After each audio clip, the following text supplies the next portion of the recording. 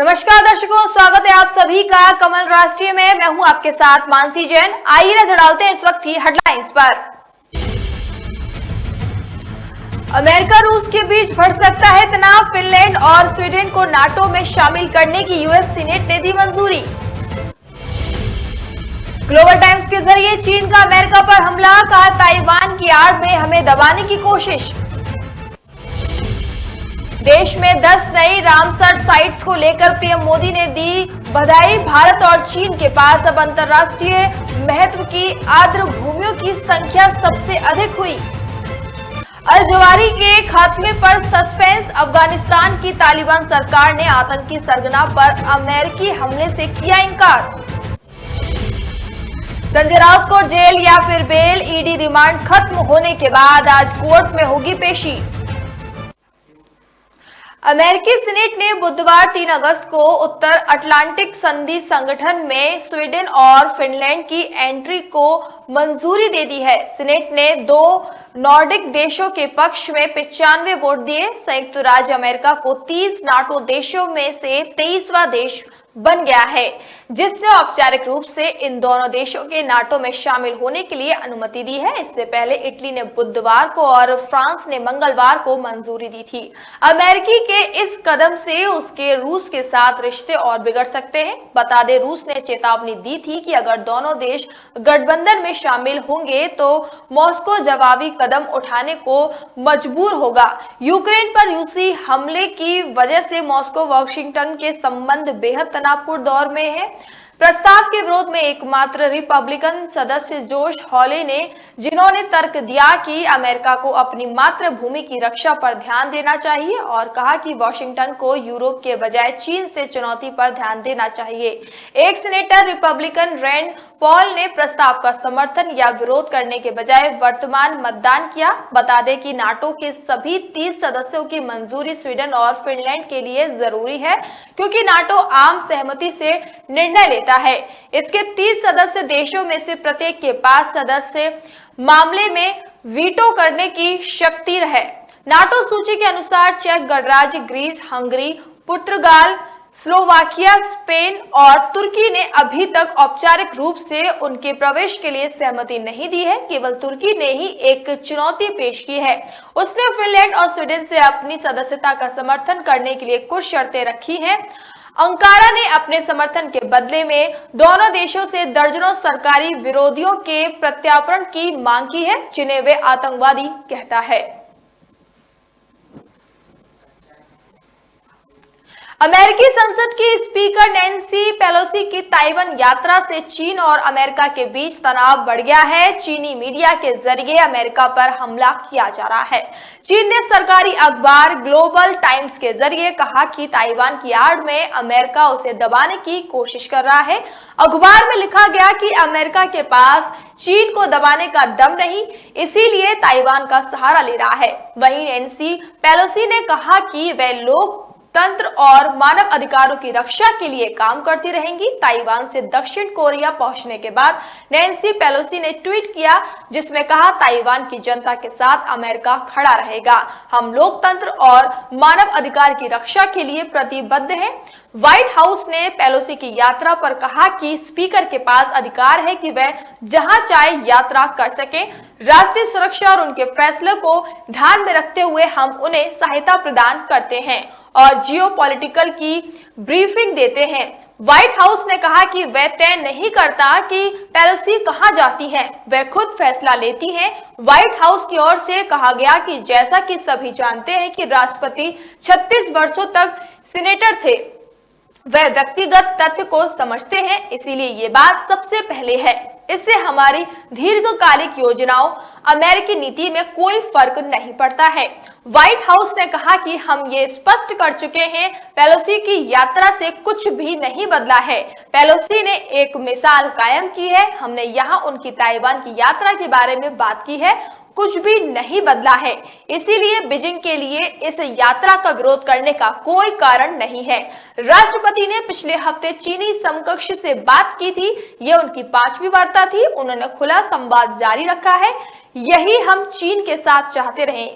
अमेरिकी नीति में कोई बदलाव देखने का कोई कारण नहीं है, ये वैसे ही लगातार जारी है। वहीं एक रिटायर्ड ताइवानी लेफ्टिनेंट जनरल हरमन शुआई ने कहा कि चीनी सेना का युद्ध अभ्यास ताइवान के प्रमुख बंदरगाहों और शिपिंग के लेन के लिए खतरा पैदा कर सकता है।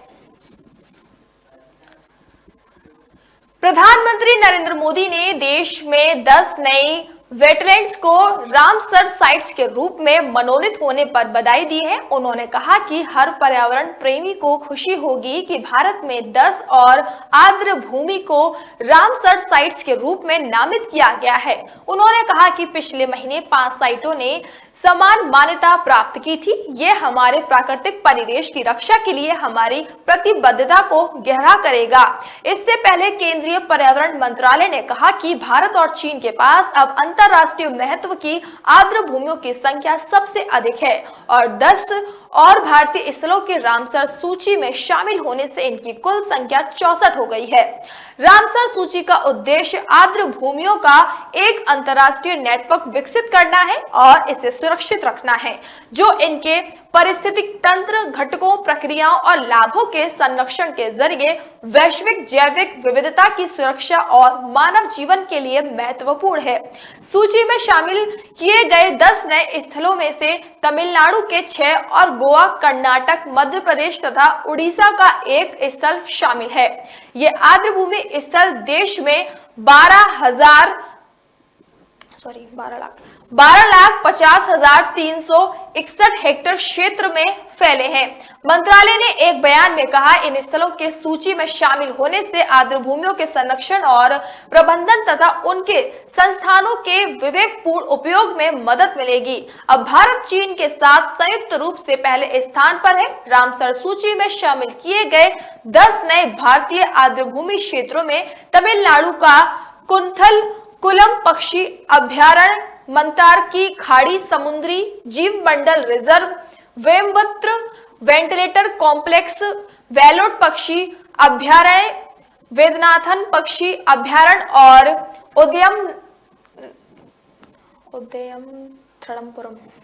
उद्यम थरमपुरम की पक्षी अभ्यारण्य तथा उड़ीसा का सतकोसिया गॉर्ज, गोवा की नंदा झील, कर्नाटक का रंगनाथिट्टो पक्षी अभ्यारण्य और मध्य प्रदेश का सिरुपुर आर्द्र भूमि स्थल शामिल है। अधिकारियों का कहना है कि भारत स्वतंत्रता के 75वें साल में अपनी 75 आर्द्र भूमियों के लिए रामसर मान्यता प्राप्त करने का लक्ष्य लेकर चल रहा है। रामसर ईरान में स्थित वह स्थान है जहां 1971 में अंतरराष्ट्रीय आर्द्र भूमि संधि पर हस्ताक्षर किए गए थे। आतंकी संगठन अलकायदा के प्रमुख अल जवाहिरी की मौत पर सस्पेंस गहरा गया है। दरअसल अफगानिस्तान की तालिबान सरकार ने अल जवाहिरी पर अमेरिकी हमले से इनकार किया है। उसने ये भी कहा कि उसे ये भी पता नहीं कि अल जवाहिरी को तालिबान से शरण प्राप्त थी। अमेरिका ने अल जवाहिरी को अफगानिस्तान के काबुल में ड्रोन द्वारा मार गिराने का दावा किया।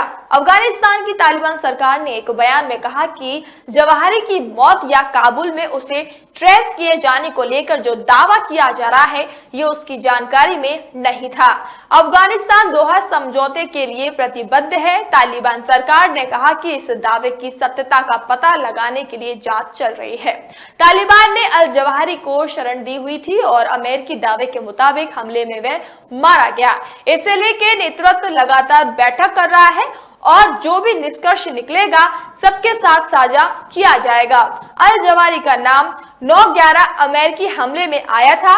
अमेरिकी राष्ट्रपति जो बाइडेन ने सोमवार को इस खूंखार आतंकवादी की मौत के बारे में पुष्टि की थी। इससे पहले भी अल जवाहिरी की मौत की खबरें उड़ती रही हैं। 2020 में कई मीडिया रिपोर्ट्स में कहा गया था कि अमेरिकी अधिकारियों ने माना है कि तबीयत ठीक नहीं रहने के कारण अल जवाहिरी की मौत हो चुकी है। इसी साल जवाहिरी का एक वीडियो सामने आया जिसमें वह भारत में चल रहे हिजाब विवाद पर जहर उगल रहा था। जवाहिरी की मौत को लेकर अमेरिकी राष्ट्रपति ने कहा था कि ये न्याय के लिए चलाया गया अभियान है। मनी लॉन्ड्रिंग मामले में गिरफ्तार किए गए शिवसेना सांसद संजय राउत की ईडी हिरासत आज खत्म हो रही है। उन्हें आज ईडी के विशेष कोर्ट में पेश किया जाएगा। बता दें कि ईडी ने मुंबई की एक चौल के पुनर्विकास में कथित अनियमितताओं से जुड़े एक मामले में रविवार रात राउत को गिरफ्तार कर लिया गया था। ईडी ने राउत को सोमवार को विशेष पीएमएलए कोर्ट में पेश किया था और 8 दिन की हिरासत की मांग की थी। हालांकि न्यायाधीश ने बचाव और अभियोजन पक्ष की दलीलें सुनने के बाद कहा, 8 दिनों की लंबी हिरासत की जरूरत नहीं है। मेरी राय है कि अगर आरोपी को 4 अगस्त तक हिरासत में भेजा जाता है तो ये मकसद के लिहाज से पर्याप्त होगा। वहीं ईडी ने संजय राउत की हिरासत की मांग करते हुए दावा किया कि राउत और उनके परिवार को मुंबई में एक चौल के पुनर्विकास परियोजना में कथित अनियमितताओं से हासिल 1 करोड़ रुपए अपराध से आय के रूप में प्राप्त हुए। ईडी के मुताबिक ये मामला उपनगरीय गोरेगांव में पात्रा चौल के पुनर्विकास में अनियमितताओं और वित्तीय संपत्ति के लेन देन से संबंधित है, जिसमें उनकी पत्नी और उनके कथित सहयोगी शामिल हैं।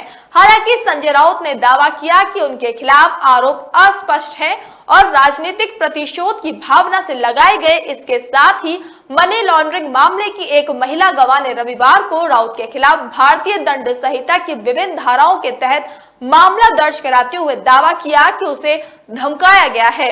पुलिस ने राउत के खिलाफ दर्ज मामले में भारतीय दंड संहिता की धारा 504, 506 और 509 को आघात पहुंचाने का इरादा लगाई गई धारा में बताया गया है। पुलिस ने सोमवार को शिकायतकर्ता का बयान दर्ज किया था। शिकायतकर्ता के अनुरोध पर उसे सुरक्षा प्रदान की गई। शिवसेना प्रमुख उद्धव ठाकरे ने संजय राउत के प्रति पूरा समर्थन जताया। सोमवार को कहा कि उन्हें राउत पर गर्व है क्योंकि वह किसी दबाव के आगे नहीं झुके। इसके साथ ही उन्होंने भारतीय जनता पार्टी पर निशाना साधते हुए कहा कि वे प्रतिशोध की राजनीति कर रही है। फिलहाल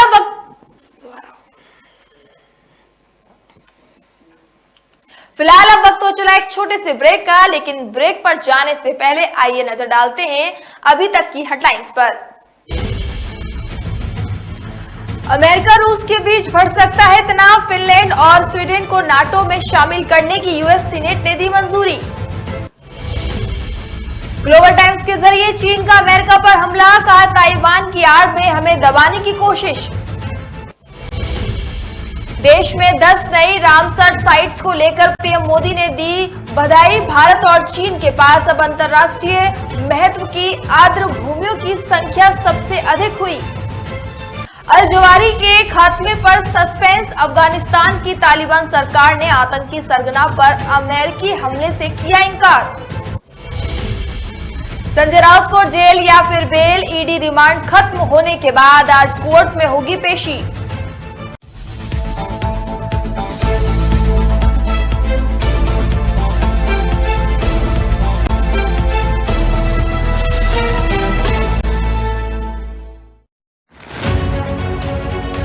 अमृत महोत्सव में हर दिल है देश प्रेम से रंगा। आओ हम सब मिलकर फहराएं हर घर तिरंगा। देश की आन बान शान है तिरंगा। हर भारतवासी की पहचान है तिरंगा। थाम कर हाथों में हाथ नए भारत के निर्माण की अलख जगाएं। देकर एक दूजे का साथ हर शहर हर गांव हर घर तिरंगा फहराएं। तिरंगा यूं ही सदा शान से लहराता रहे, दिल यूं ही आजादी के गीत गाता रहे। हम सबका जोशे जुनूं है तिरंगा, हर देशवासी की पहचान है तिरंगा। आओ अपने तिरंगे को घर लेकर आएं, इस बार हर घर तिरंगा फहराएं।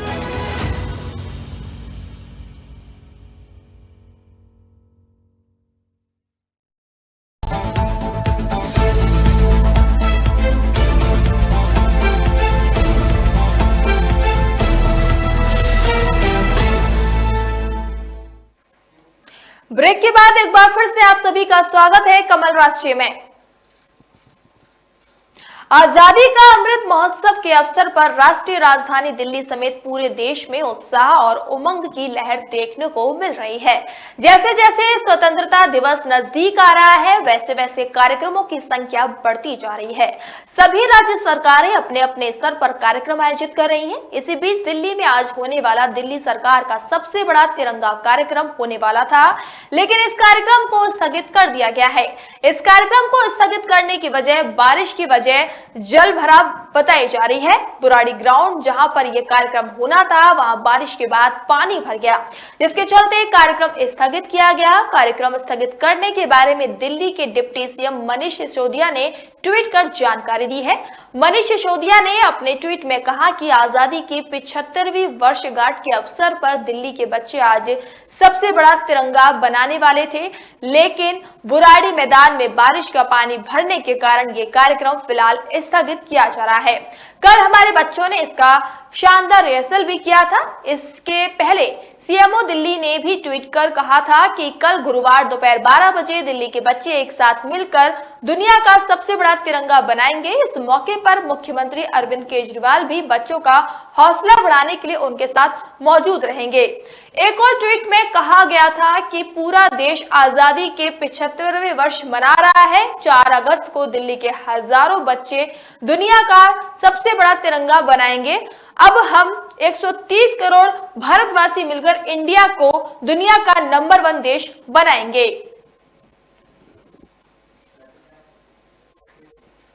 खुफिया एजेंसियों ने स्वतंत्रता दिवस के मद्देनजर अलर्ट जारी किया है। एजेंसियों की माने तो आतंकी संगठन दिल्ली को दहलाने की साजिश रच सकते हैं। 15 अगस्त को लेकर आईबी ने दिल्ली पुलिस को दिए अलर्ट में रहने को कहा है।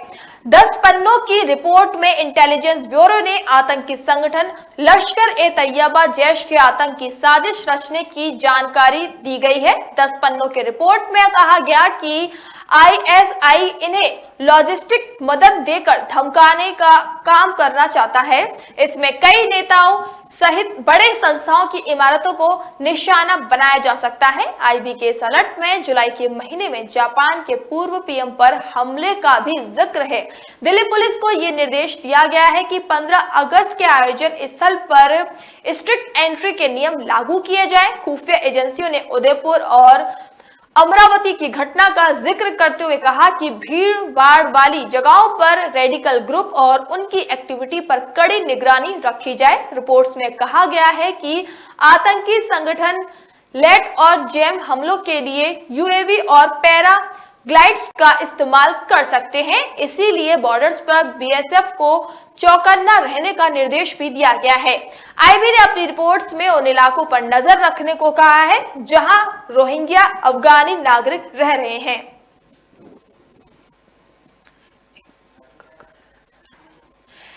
इंगगढ़ सराय रेलवे स्टेशन के पास बुधवार की शाम मालगाड़ी की लगभग 12 बोगी बेपटरी हो गई। हादसे में 8 बोगी पूरी तरह क्षतिग्रस्त हो गई। घटना के बाद जोरदार आवाज से आसपास के लोगों में हड़कंप मच गया।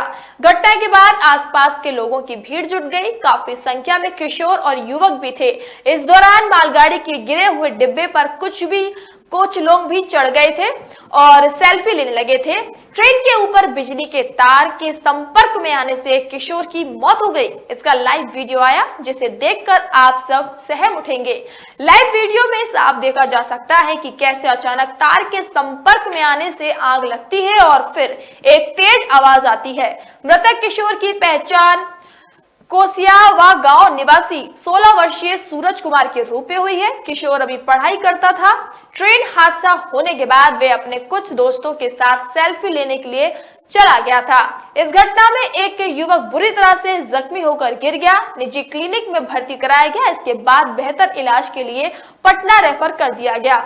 इधर घटना के बाद मौके पर मौजूद लोगों में हड़कंप मच गया। भागने के चक्कर में कई लोग गिर गए। भगदड़ मचने से कुछ लोगों को हल्की चोटें भी लगी हैं। मौके पर मौजूद लोगों ने मालगाड़ी के डिब्बे पर चढ़कर शव को बाहर निकाला। इसके बाद पुलिस ने शव को पोस्टमार्टम के लिए सदर अस्पताल भेजा। घटना के बाद परिजनों में कोहराम मचा हुआ है।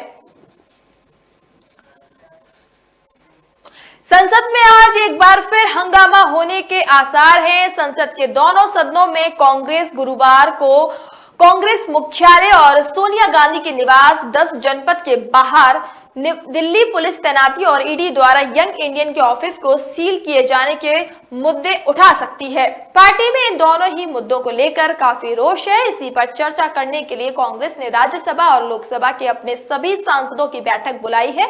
बैठक 9:45 बजे संसद परिसर में हो रही है। कांग्रेस इस मुद्दे पर स्थगन प्रस्ताव ला सकती है। इससे पहले संसद के दोनों सदनों में बुधवार को नेशनल हेराल्ड दफ्तर पर प्रवर्तन निर्देशालय के छापे के बाद कांग्रेस ने ईडी और अन्य केंद्रीय एजेंसियों के दुरुपयोग का आरोप लगाते हुए हंगामा किया। इसके चलते दोनों सदनों की कार्रवाई बाधित हुई। हालांकि बुधवार शाम को कांग्रेस मुख्यालय और सोनिया गांधी के आवास 10 जनपद के बाहर के आसपास अचानक पुलिस की तैनाती बढ़ गई। कांग्रेस ने दावा किया कि दिल्ली पुलिस ने उसके मुख्यालय से जुड़े मार्ग को बंद कर दिया। दूसरी तरफ पुलिस का कहना है कि ऐसी सूचना मिली थी कि कांग्रेस मुख्यालय पर प्रदर्शनकारी जमा हो सकते हैं, इसीलिए एहतियातन ये कदम उठाया गया ताकि कोई अवांछित परिस्थिति पैदा ना हो। आज इस मुद्दे पर संसद में हंगामा हो सकता है। प्रवर्तन निदेशालय ने बुधवार को दिल्ली में कांग्रेस के स्वामित्व वाले नेशनल हेराल्ड कार्यालय में मौजूद यंग इंडियन के दफ्तर को अस्थायी रूप से सील कर दिया। आधिकारिक सूत्रों ने बताया कि यह कार्रवाई ईडी द्वारा धन शोधन मामले की जांच के सिलसिले में की गई है। बीजेपी सांसद मनोज तिवारी का दिल्ली ट्रैफिक पुलिस ने कुल 41,000 रुपए भारी भरकम चालान काटा है। मनोज तिवारी पर बीजेपी की तिरंगा रैली के दौरान यातायात नियमों का उल्लंघन करने का आरोप है। बुधवार को बीजेपी नेता ने दिल्ली के लाल किला से तिरंगा बाइक रैली निकाली थी। इस दौरान मनोज तिवारी बिना हेलमेट बाइक चला रहे थे। इसी को देखते हुए दिल्ली पुलिस ने जब जांच की तो बीजेपी सांसद के पास लाइसेंस और पॉल्यूशन कार्ड नहीं था। यही नहीं, मनोज तिवारी जिस बाइक को चला रहे थे उसमें नंबर प्लेट भी नहीं थी। इस पर ट्रैफिक पुलिस ने उनका चालान काट दिया। चालान काटे जाने पर बीजेपी सांसद मनोज तिवारी ने ट्वीट कर यातायात नियमों का उल्लंघन करने के लिए खेद जताया। उन्होंने लिखा कि हेलमेट ना पहनने के लिए माफी मांगना चाहता हूं और आज मैं चालान भर दूंगा। इसी के साथ उन्होंने लोगों से निवेदन किया कि वे ऐसी गलती ना करें। मनोज तिवारी के खिलाफ दिल्ली यातायात पुलिस कार्रवाई करते हुए हेलमेट नहीं पहनने के लिए 1,000 रुपए, पॉल्यूशन सर्टिफिकेट नहीं होने के लिए 10,000 रुपए और होने के लिए 5,000 रुपए, नंबर प्लेट नहीं और बाइक ओनर वायलेशन के लिए 20,000 रुपए का जुर्माना लगाया है। इस प्रकार मनोज तिवारी के खिलाफ कुल 41,000 रुपए का चालान काटा गया है। एक वरिष्ठ अधिकारी ने जानकारी दी है कि सांसद के पास helmet, driving licence, pollution certificate और गाड़ी का पंजीकरण नहीं मिला। इस पर उनका चालान काटा गया और वाहन के मालिक का चालान अलग से काटा गया। बता दें कि इस बार भारत की स्वतंत्रता के 75वें वर्ष पूरे हो रहे हैं। इसी के मद्देनजर भारत सरकार आजादी का अमृत महोत्सव अभियान चला रही है। इसी अभियान के तहत बुधवार को दिल्ली के लाल किले से बीजेपी के मंत्रियों और सांसदों ने तिरंगा बाइक रैली में भाग लिया था।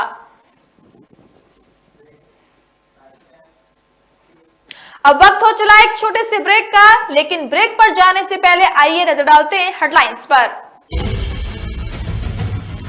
अमेरिका रूस के बीच बढ़ सकता है तनाव, फिनलैंड और स्वीडन को नाटो में शामिल करने की यूएस सीनेट ने दी मंजूरी।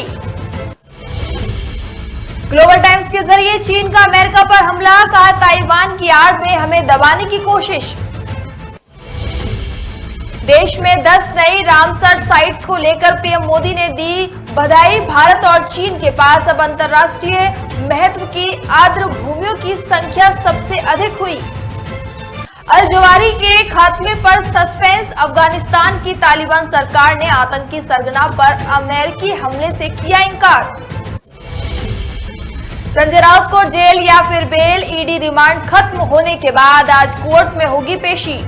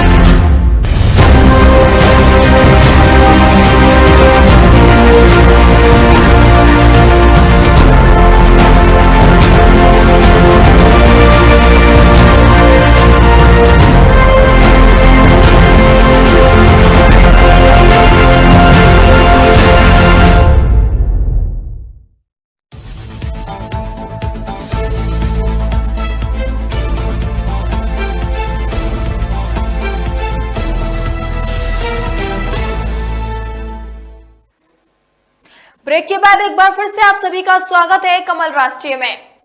उत्तर प्रदेश के इलाहाबाद हाईकोर्ट से बुधवार को माफिया ब्रजेश सिंह को बड़ी राहत मिली है। बताया जा रहा है कि इलाहाबाद हाईकोर्ट ने ब्रजेश सिंह उर्फ अरुण सिंह की जमानत अर्जी मंजूर कर ली है।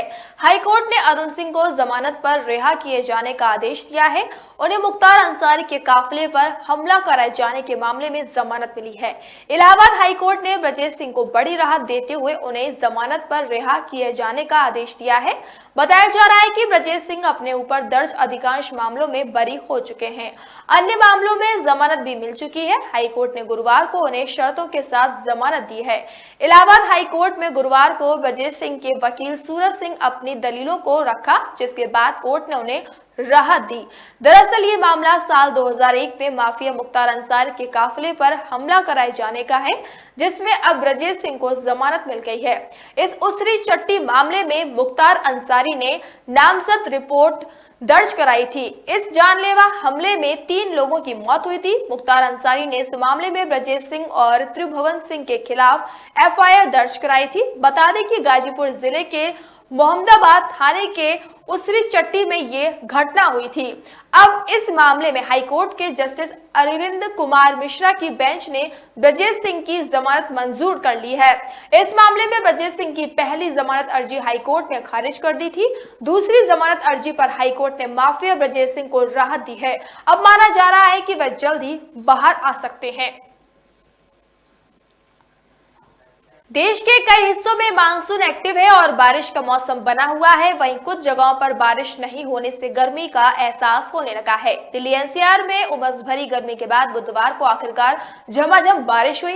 इससे गर्मी से काफी राहत मिली और मौसम विभाग के अनुसार 4 से 6 अगस्त तक दिल्ली में सामान्य रूप से बारिश होने की संभावना है।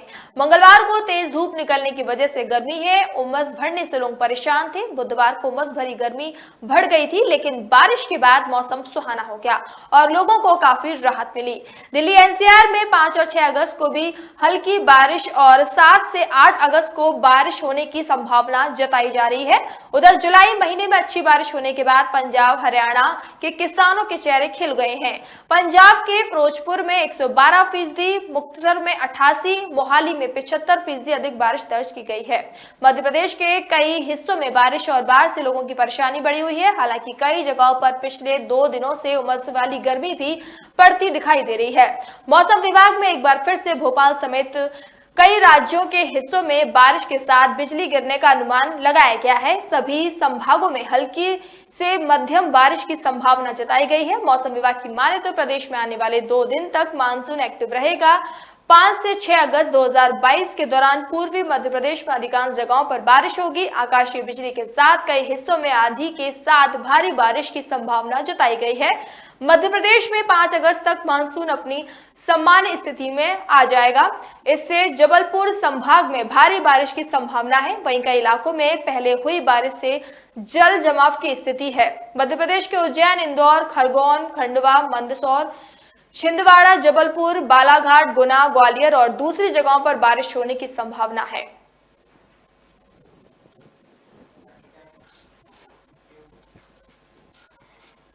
गुजरात विधानसभा चुनाव से पहले प्रदेश की राजनीति की एक और बड़ी खबर सामने आई है। कांग्रेस के दिवंगत नेता अहमद पटेल की बेटी मुमताज पटेल ने राजनीति में आने के संकेत दिए हैं। कांग्रेस के वरिष्ठ नेता रहे अहमद पटेल की बेटी मुमताज पटेल जल्द ही राजनीति में सक्रिय भूमिका में नजर आ सकती हैं। राजनीति में उतरने का संकेत देते हुए कांग्रेस के दिवंगत नेता अहमद पटेल की बेटी मुमताज पटेल ने बुधवार को कहा कि यदि गुजरात के लोग उन्हें स्वीकार करने को तैयार हैं तो वह आगामी विधानसभा चुनाव लड़ने पर विचार करेंगी। हालांकि उन्होंने अपने पिता की राजनीतिक उत्तराधिकारी का ताज पहनने से इनकार किया, लेकिन साथ ही साथ ये घोषणा करने से संकोच नहीं किया कि यदि उन्हें अच्छा काम करने का मौका मिलता है तो वह सक्रिय राजनीति में निश्चित तौर पर कदम रखेंगी। वे गुजरात के भरूच में एक कार्यक्रम में बातचीत कर रही थी। मीडिया के प्रश्नों का उत्तर देते हुए मुमताज पटेल ने कहा, पहली बात मैं अहमद पटेल की राजनीतिक उत्तराधिकारी नहीं हूं, लेकिन यदि मुझे अच्छा काम करने का मौका दिया जाता है तो मैं निश्चित ही सक्रिय राजनीति में कदम रखूंगी। जब उनसे पूछा गया यदि उन्हें चुनाव में टिकट की पेशकश की जाती तो वे क्या करेंगी, उन्होंने कहा, यदि लोग मुझे स्वीकार करने के लिए तैयार हैं तो मैं निश्चित रूप से चुनाव लड़ूंगी। गुजरात में इस साल के आखिर में विधानसभा चुनाव होने की संभावना है। गुजरात से राज्यसभा सदस्य रहे अहमद पटेल की नवंबर 2020 में कोविड-19 से संबंधित जटिलताओं की वजह से मृत्यु हो गई थी। उल्लेखनीय है कि अहमद पटेल के बेटे फैजल पटेल पहले ही कह चुके हैं कि यदि पार्टी चाहती है तो वह राजनीति से जुड़े और चुनाव लड़ने के लिए तैयार हैं।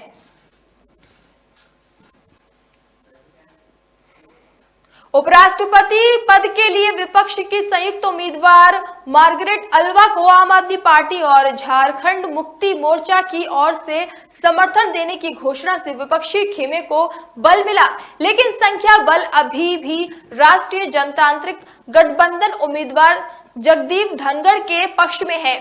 एम वेंकैया नायडू का उत्तराधिकारी चुनने के लिए उपराष्ट्रपति चुनाव 6 अगस्त को होगा। परिणाम उसी दिन आएंगे। निर्वाचक मंडल अंक गणित के अनुसार धनखड़ के पक्ष में 2/3 वोट हैं, क्योंकि भारतीय जनता पार्टी के पास लोकसभा में 303 और राज्यसभा में 91 सदस्य हैं।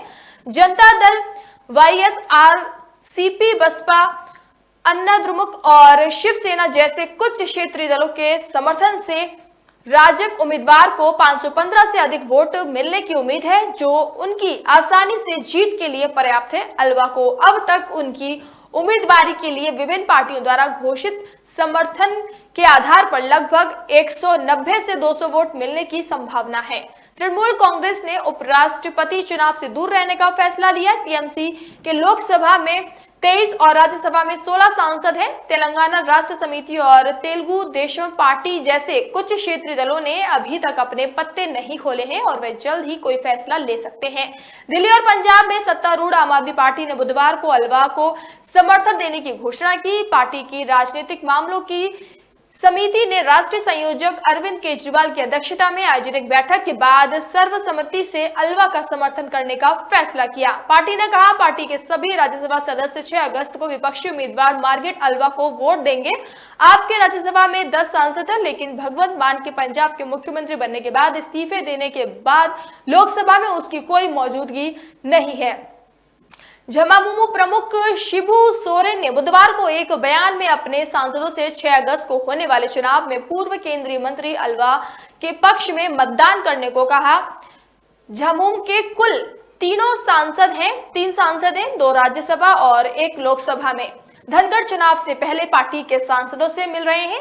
अल्वा ने संसद के सभी सदस्यों को पत्र लिखकर कहा कि निर्वाचित होने पर वे विभिन्न राजनीतिक दलों के बीच सेतु बनाने, राष्ट्रीय मुद्दों पर सहमति बनाने और संसद के गौरव का बहाल करने के लिए काम करेगी। बॉलीवुड के लिए एक और बुरी खबर सामने आई है। फैंस एक गम से बाहर नहीं निकल पाते हैं कि उन्हें दोबारा झटका लग जाता है। दिग्गज एक्टर मिथिलेश चतुर्वेदी का निधन हो गया है। कोई मिल गया, गदर, बंटी और बबली जैसी कई फिल्मों में काम कर चुके मिथिलेश चतुर्वेदी ने 3 अगस्त को शाम को लखनऊ में आखिरी सांस ली। रिपोर्ट्स के मुताबिक दिल की बीमारी के चलते मिथिलेश का निधन हुआ। मिथिलेश चतुर्वेदी के निधन की पुष्टि उनके दामाद ने की है। आशीष चतुर्वेदी ने सोशल मीडिया पर पोस्ट शेयर करके इस बात की पुष्टि की है। उन्होंने मिथिलेश की कुछ तस्वीरें शेयर करते हुए लिखा, आप दुनिया के सबसे अच्छे पिता थे। आपने मुझे दामाद नहीं बल्कि एक बेटे की तरह अपना प्रेम दिया। भगवान आपकी आत्मा को शांति प्रदान करे। रिपोर्ट्स के मुताबिक कुछ दिन पहले मिथिलेश को हार्ट अटैक आया था, जिसके बाद वे ठीक हो गए थे। उसके बाद उन्हें उनके होम टाउन लखनऊ में शिफ्ट किया गया, जहां उन्होंने आखिरी सांसें ली।